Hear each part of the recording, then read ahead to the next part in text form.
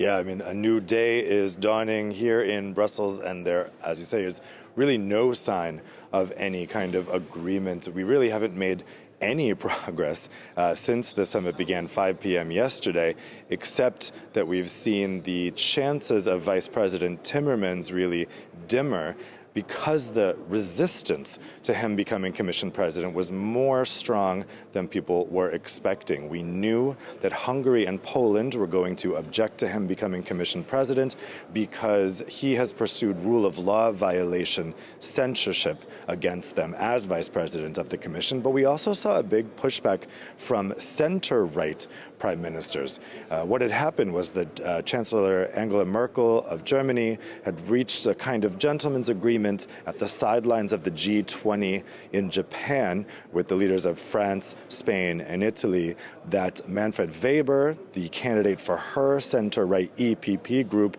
was not going to get a majority here, and so they should pursue the candidacy of Frans Timmermans, the candidate of the center-left PES group. But the other EPP leaders, including Ireland's Leo Varadkar, objected to this, saying the EPP should not give up that Commission presidency because they got the most number of seats in the European election last month. But they didn't get a majority, and that's really why we're where we are right now and why this is proving so much more difficult this time around than in previous years. It's because that European election result last month, for the very first time, delivered not a majority for the two centrist party, for the EPP and the PES together. It's the first time they haven't had a majority between them. And that really reflects national elections across Europe where the centrist parties are being driven out by new parties, and we're seeing a much more pluralistic political landscape. Of course, those national elections reflected here at the European Council, which is made up of the 28 national governments in the EU. So finding compromises is just now a lot more difficult than it used to be, and that's why this is proving so difficult. What we're being told is that we're likely not going to get a decision tonight, and they're going to have to call another summit later this month.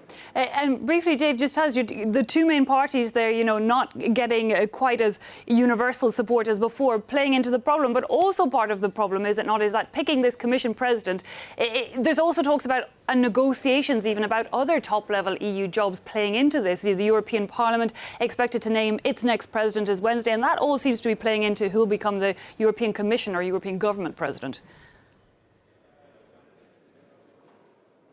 Yeah, exactly. The European Commission president is just the most powerful position out of a group of 5 top jobs that are being negotiated and are always negotiated together. The other ones are Council President, currently held by Donald Tusk, High Representative for Foreign Affairs, President of the European Parliament, and President of the European Central Bank. So all of those positions are being talked about in a delicate balance. There needs to be political balance, that the different parties all get the spoils. A lot of leaders want gender balance, better gender balance this time around than the EU has had before, and there should be geographic balance between Europe's west, south, north, and east. It's a really tricky picture, and it's always a bit tricky to get that balance right and throw in those more complex results from the European Parliament election last month and national European elections over the past couple of years. And you've really got ingredients for a very, very difficult situation here, which could last for months. Indeed, it doesn't sound like it's going to be concluded anytime soon. But Dave, thanks for staying up all night for us, and we'll check in with you as that European Council concludes, when those bilateral meetings finally come to a close. Dave Keating there, talking to us live from Brussels.